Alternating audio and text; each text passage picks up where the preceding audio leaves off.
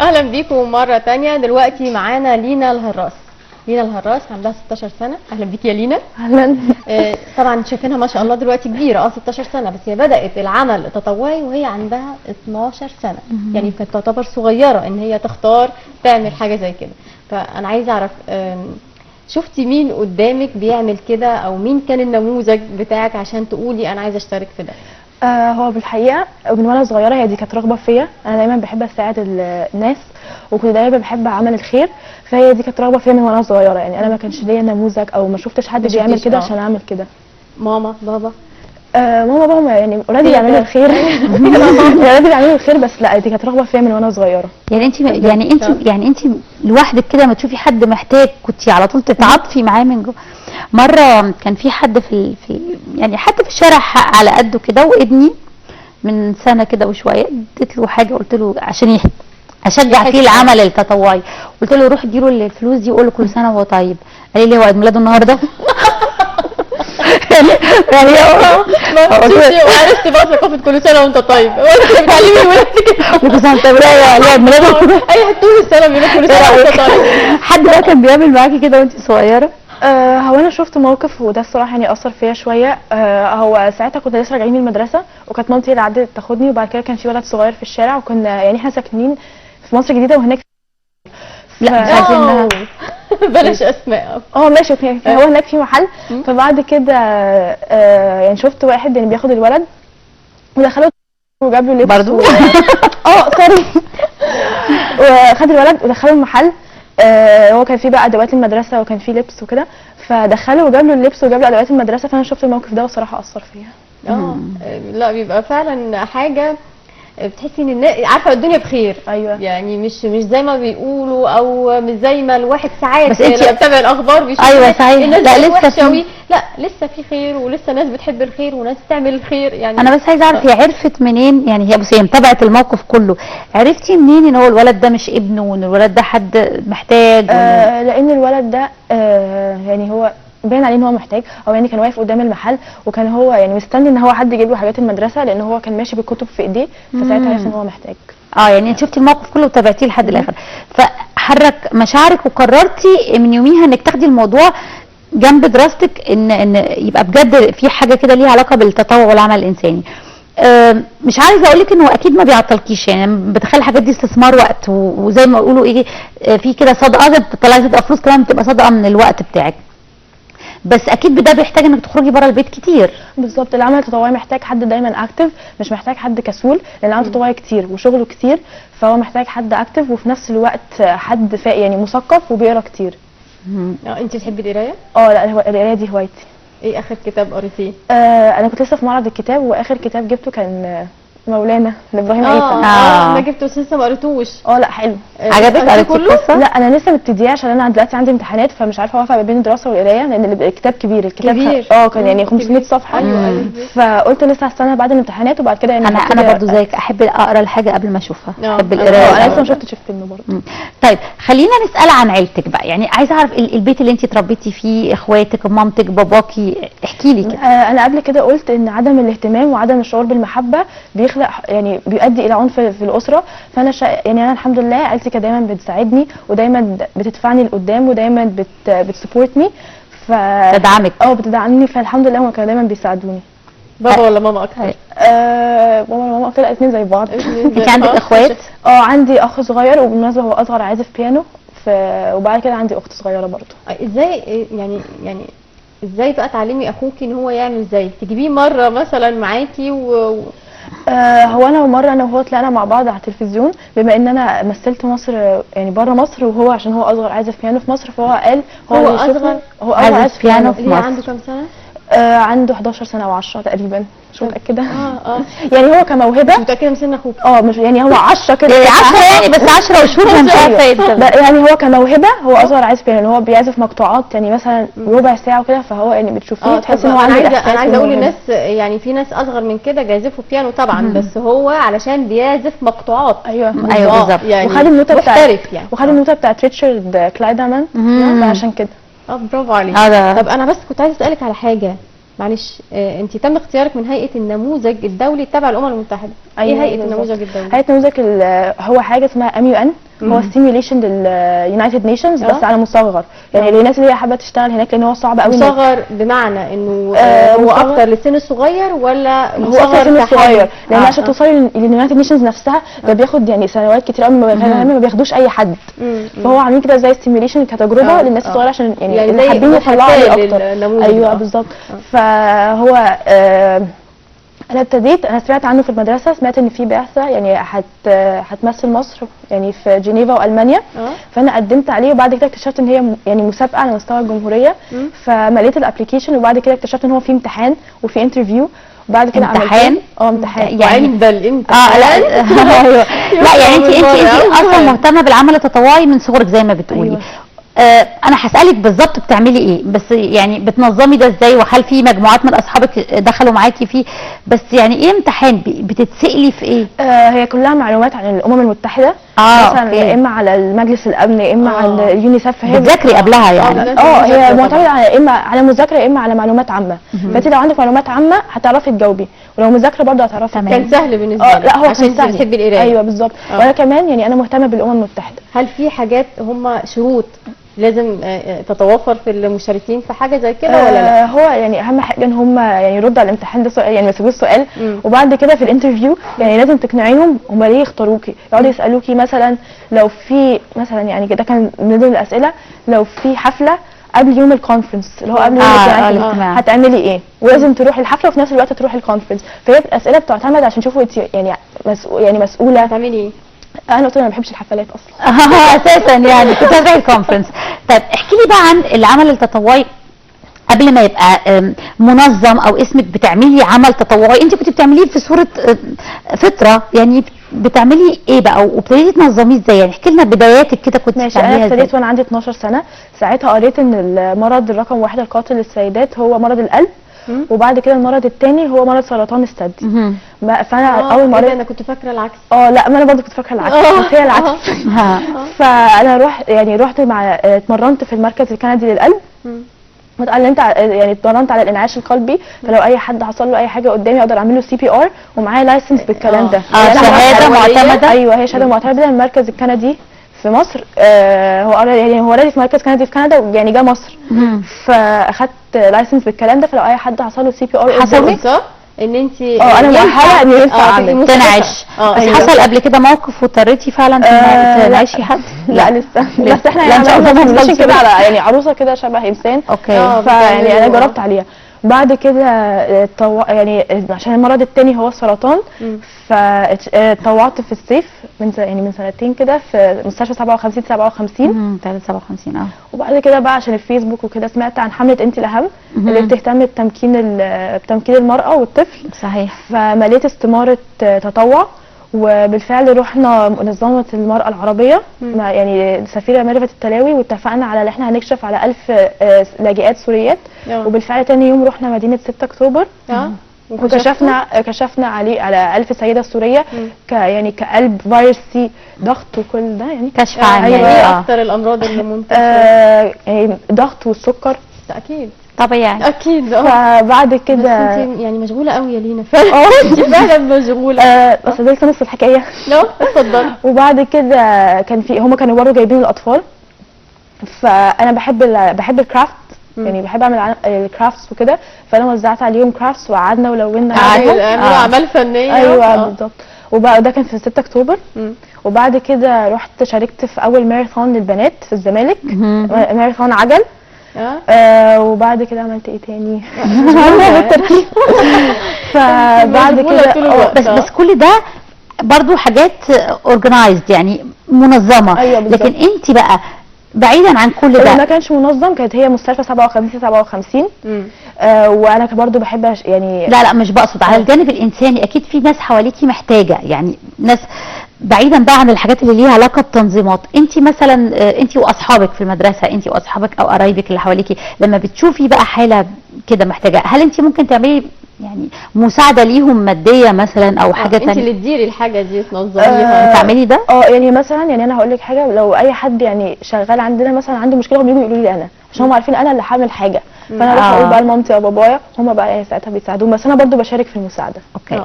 بس هو واضح يعني شخصيتك يا لينا او الحد اللي نفسه يشترك في عمل تطوعي، او اكيد شخصيته مش سلبيه، اكيد بيبقى شخص ايجابي. يعني انا بنفعل بالحاجات اللي بشوفها في الشارع، ما ينفعش اشوف حاجه غلط واسكت، ما ينفعش الاقي مثلا طفل صغير بيتضرب واسكت. انت كده؟ لا انا ما بحبش اشوف كده خالص. انا متعوده ان انا لو شفت حد مش واخد حقوقه كامله لازم يعني انا اصر ان هو ياخد حقوقه. ايوه بالظبط. فانا مثلا في المدرسه يعني ده اكتر مكان بروحه واكتر مكان بيحصل فيه الحاجات دي، تلاقي بقى يعني حد قوي وكده بقى ايه مستقوي شايف نفسه على الولاد الصغيرين. لا انا ما بحبش اشوف كده خالص، بدافع عنه. ايوه بالظبط. بتنظمي مثلا الموضوع ده مثلا ايه خسر الناس كتير، بس لا بس ده الحق. بتنظمي وقتك ازاي؟ خصوصا ان انت بتروحي، انت ساكنه في اليابلس، بتروحي 6 اكتوبر، بتروحي اماكن بعيده. انا بكون عارفه الحاجات دي قبليها عشان اعمل حسابي، لان طبعا الزحمه وبرده شغل المدرسه وكده. ايوه احنا مقضيين نص عمرنا على الكباري وفي الطرق. بالظبط. انا عندي كده زي اجنده، فبكتب فيها اليوم كذا هعمل كذا، فبنظم مذاكرتي على كده، وفي نفس الوقت لما يجي اليوم ده ما يكونش حاجه ورايا او انا فايتني حاجه. انت عارفه انت نموذج يعني نقول ايه، انه للبنات اللي عايزه تلاقي حاجه تعملها هتلاقي حاجه تعملها، لانه بنات كتير الانترنت واكل وقتها بشكل مش طبيعي، اللي قاعده طول النهار على الفيسبوك. حتى انسانيا لما بتحب تتعاطف مع حاجه بيبقى من خلال بوست. انت عالم الانترنت بالنسبه لك بيمثل لك ايه؟ انا بحب استخدم الانترنت عشان اعرف مع يعني اخبار. انا بستخدمه عشان اعرف الاخبار، او مثلا قريت حاجه على الفيسبوك اروح اتاكد منها، عشان مش اي حاجه مكتوبه تبقى هي الصح. فانا بالنسبه لي الانترنت ده انا مش بستخدمه كوسيله ترفيه، على قد ما انا بستخدمه كوسيله ان انا اعرف منها المعلومات كفاكت. لو عرفتي حاله، ساعات بيبقى على الفيسبوك في حالات مثلا طفل عنده مشكله، في حد محتاج نقل دم. في رمضان اللي فات بالظبط كان في موضوع زي ده، كان في ولد صغير لقوه شغال في مطعم، فحطوا البوست ده على فيسبوك، وكانوا اي حد عايز يساعده وكده، فانا الصراحه شاركت معاهم وساعدناه، فاحنا وفرنا له اللي هو مسكن وملبس، ودلوقتي هو بيروح المدرسه وخلاص ساب الشغل وكل حاجه. جميل جدا. انا نفسي اعرف انت عايزه تطلعي ايه؟ بصي بقى، هو انا امنيه حياتي هو رفع سقف طموحات البنات المصريات. فمثلا عندنا يعني من الناحيه الرياضيه في محمد صلاح ومحمد النني، دول يعني محترفين بره وكده، بس في نفس الوقت عندنا ساره وهدايه اللي هم رفعوا راسنا وشرفونا في الاولمبياد. تايكواندو هدايه ملاك. ايوه بالظبط. وبرده يعني الرئيس السيسي اطلق على 2017 هو عامل مرأة. لان هو بالذات شهر 3 هو ده يعني ينطبق عليه الكلام ده بالظبط، لان هو في يوم العالمي للمرأة. العالمي صحيح للمرأة، عيد الام ويوم العالمي للمرأة المصرية. صحيح. فانا نفسي يعني نرجع زي زمان، لان مصر كانت اول بلد كان عندها اول ملكة اللي هي ملكة حتشبسوت. فنفسي نرجع زي زمان، بس انا يعني من وجهة نظري شايفة ان احنا نتحسن، لان لسه يعني من قريب تم تعيين السيدة نادية عبده كأول محافظة. وانا بقى نفسي اشوف مثلا يعني سيده يعني وزيره لوزاره سياديه. انا نفسي اشوفك انت وزيره يعني مثلا في امريكا. انا حاسه ان انت ممثله جيده جدا. انت طلعتي في اعلان مع الفنانه يسرا. لا هو ده مش اعلان، هو انا الاول يعني حمله. هقول لك. انا اسمه ايه ده، قبليها كنت شاركت مع صندوق الامم المتحده للسكان، وعملنا حفل كبير وختام في اليوم العالمي للعنف ضد المرأة. فده كان اول مشواري مع يونايتد نيشنز، وساعتها كان في سيدات كتير من كل حته، وكان بالذات السوريات. فهناك انا القيت الكلمه بتاعت العنف في الاسره. قلتي ايه؟ قلت ان عدم الشعور بالمحبه والاهتمام بيؤدي الى العنف في الاسره، وده بيأثر على المجتمع ككله مش في الاسره بس. فبعد كده اتصلوا بيا تاني، بس ده كان ساعتها اليو ان ايدز، ورحبت جدا ان انا اعمل فيلم قصير على التوعيه ضد مرض الايدز مع الفنانه يسرا. وساعتها احنا عملنا الفيلم واتعرض في اليوم العالمي ضد الايدز في جامعه الدول العربيه. جميل جدا. شايفه البنت في مصر ازاي؟ البنت في الفتره اللي احنا فيها دي، لانه انا من وجهه نظري ان البنت اتبهدلت كتير في الفتره اللي فاتت، بس احنا اكبر منك طبعا وبنتكلم من وجهه نظر مختلفه. انت بقى، وخصوصا انت كثيره الحركه، يعني انا دايما اقول ايه، طب احنا في الاخر برضو الواحد ما بيتحركش في الشارع كتير، انت بتتعرضي لمواقف كتير. شايفه البنت المصريه دلوقتي بيحصل لها ايه؟ الاول في امريكا يعني مثلا مرشحه للرئاسه كانت هيلاري كلينتون، وفي الارجنتين والبرازيل يعني الرئيسه هي بالفعل ست. انا في مصر شايفه ان الموضوع ده مش زي بره، لان احنا بنعتمد على التقاليد بتاعه زمان.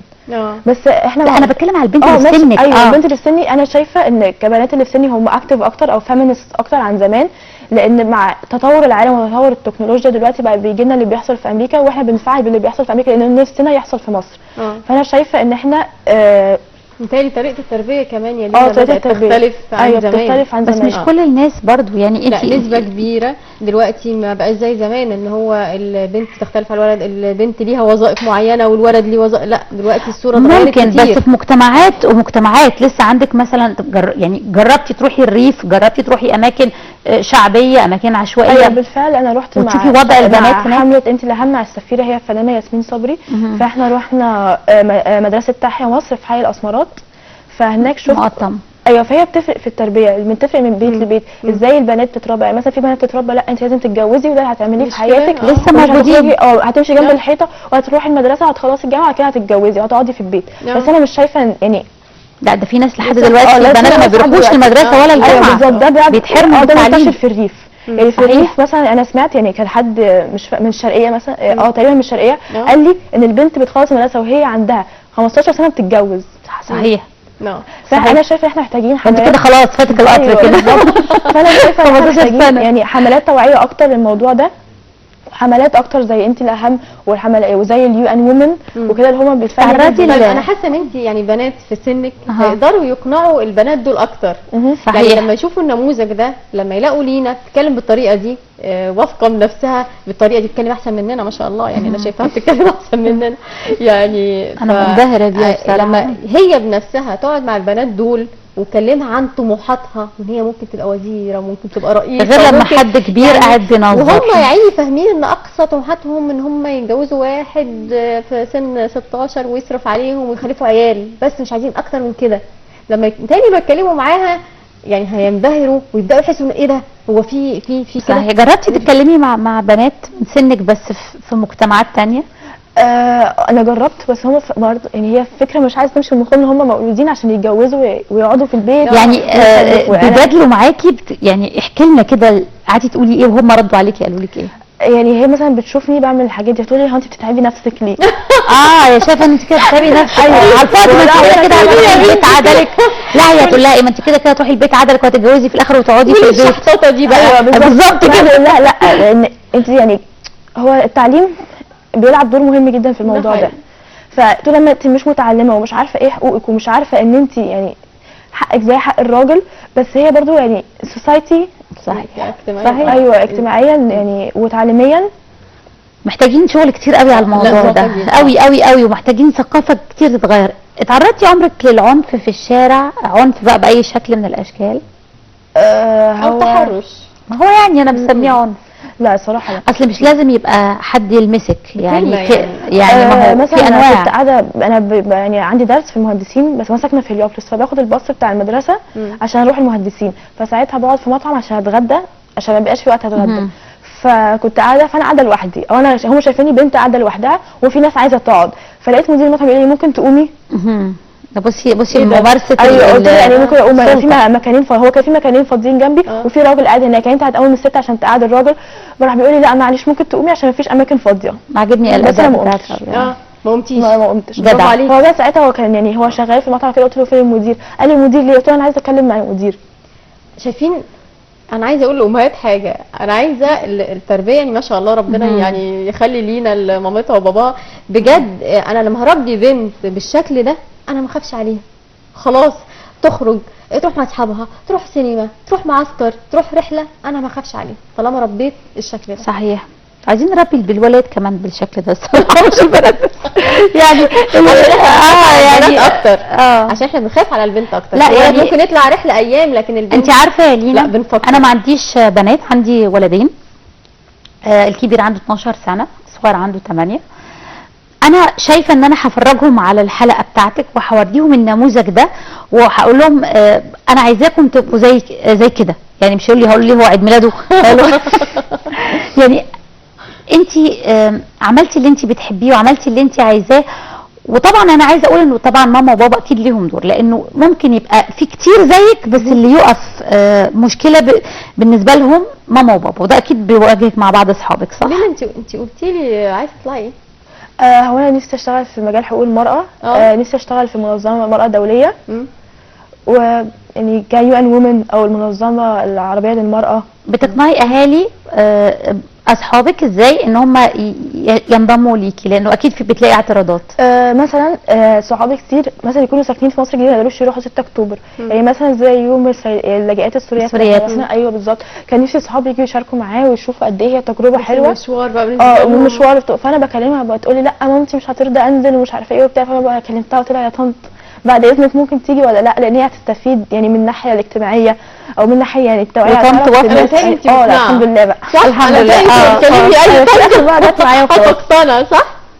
عادة شخصية مقنعة جدا وواثقة في نفسها. انا نفسي اشوف بنات مصر كلهم زيك بجد، يعني في مجالات مختلفة، يعني مش لازم نفس الفكرة، بس انا لما بشوف بنت بتعمل حاجة وهي مقتنعة بيها وبتفرض كده شخصيتها على اللي قدامها وحاطة حدود لنفسها ولغيرها ومحددة هدفها. يعني انا عاجبني جدا فكرة انت عارفة انت عايزة ايه، في حين انه ناس كتير جدا لما تيجي تساليهم حتى الاولاد والبنات في السن الصغير انتوا عايزين ايه؟ كل اللي يجيب ربنا كويس. لما بيكبروا برضه على فكره ممكن يفضلوا كده مش عارفين هم عايزين ايه، هم كبار برضه عادي. احنا بجد انبسطنا النهارده. يعني انت انبسطتي معانا؟ والله انا انبسطت. اكتر حاجه عجبتك النهارده ايه في اللقاء؟ اكتر حاجه عجبتني في اللقاء ان انا ساعات بروح يعني بكون برضه مع 2 المذيعين اروح مفيش كده كيمستري ما بينهم، يعني ده يسأل سؤال يعني فورمال قوي مش سايبين بعض. ايوه بالظبط. بس اللي عجبني يعني ان في كيمستري ما بينكم كده انفورمال.